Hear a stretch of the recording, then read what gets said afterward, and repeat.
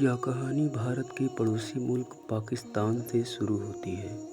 करीब 7वीं सदी की बात है। पड़ोसी मुल्क पाकिस्तान की चेनाब नदी के किनारे पर तख्त हजारा नामक गांव था, जहां पर मौजू चौधरी गांव का मुख्य जमींदार था। उसके 4 बेटे थे। रांझा चारों भाइयों में सबसे छोटा होने के कारण अपने पिता का बहुत लाडला था। रांझा के दूसरे भाई खेती किसानी कर अपना भरण पोषण करते थे। दूसरी ओर रांझा बांसुरी बजाता रहता था, जिस कारण उसके भाई रांझा से चिढ़ा करते थे। रांझा को बचपन में ही खूबसूरती से इश्क था। उसने अपने लिए सपनों में ही एक हसीना की तस्वीर दिमाग में बना ली थी।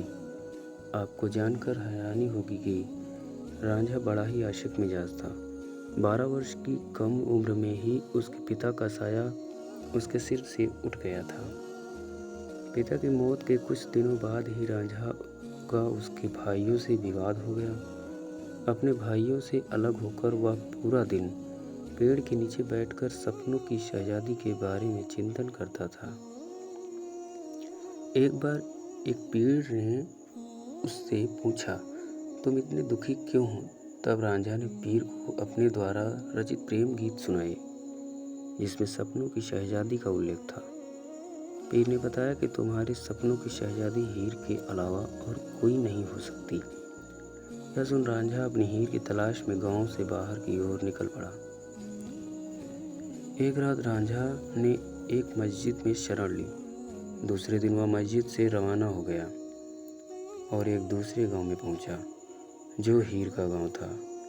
हीर एक सियाल जनजाति के संपन्न जाट परिवार से ताल्लुक़ रखती थी। वर्तमान समय में यह स्थान पंजाब पाकिस्तान में है। पहली बार हीर को देखते ही रांझा हीर को अपना दिल दे बैठा और समझ गया कि यही मेरे सपनों की शहजादी है। हीर बहुत सख्त दिमाग वाली लड़की थी। एक रात रांझा चुपके से हीर की नाव में सो गया। यह देख हीर क्रोधित हो गई, लेकिन रांझा ने उसे अपने सपनों की बात कही। फिर हीर उसे अपने घर ले गई और अपने यहाँ नौकरी पर रखवा दिया। हीर के पिता ने रांझा को मवेशी चराने का काम सौंप दिया। हीर रांझा की बांसुरी की आवाज़ पर मंत्रमुग्ध हो जाती थी और धीरे धीरे हीर को रांझा से गहरा प्यार हो गया। वो कई सालों तक गुप्त जगहों पर मिलते रहे, लेकिन हीर के चाचा को इसकी भनक लग गई और सारी बात हीर के पिता और माँ को बता दी। अब हीर के घर वालों ने रांझा को नौकरी से निकाल दिया और दोनों को मिलने से मना कर दिया। हीर को उसके पिता ने सैदा नाम के व्यक्ति से शादी करने के लिए बाध्य किया। मौलियों और उसके परिवार के दबाव में आकर उसने सैदा घेरा से निकाह कर लिया। जब इस बात की खबर रांझा को पता चली तो उसका दिल टूट गया।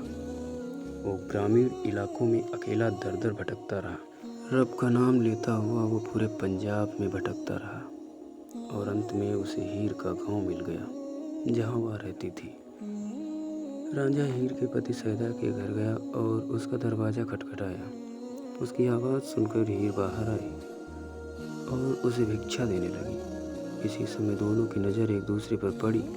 दोनों एक दूसरे को देखते रह गए। रांझा रोज़ाना फ़कीर बनकर आता और हीर उसे भिक्षा देती। दोनों रोज़ाना मिलने लगे। यह देख हीर की भाभी ने हीर को टोका, लेकिन हीर खुद को रोक न सकी और एक दिन वह अपने पति को छोड़कर रांझा के साथ गांव से भाग गई। यह बात जब हीर के घर वालों को पता चली तो वह नाराज़ होकर उनकी तलाश करने लगे।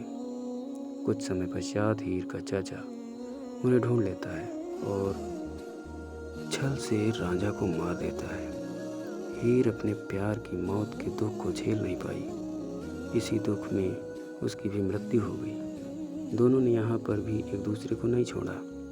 अतीत में भले ही हीर मर गई, रांझा मर गया, दोनों मरकर भी अमर हो गए। उनकी मोहब्बत आज भी जिंदा है।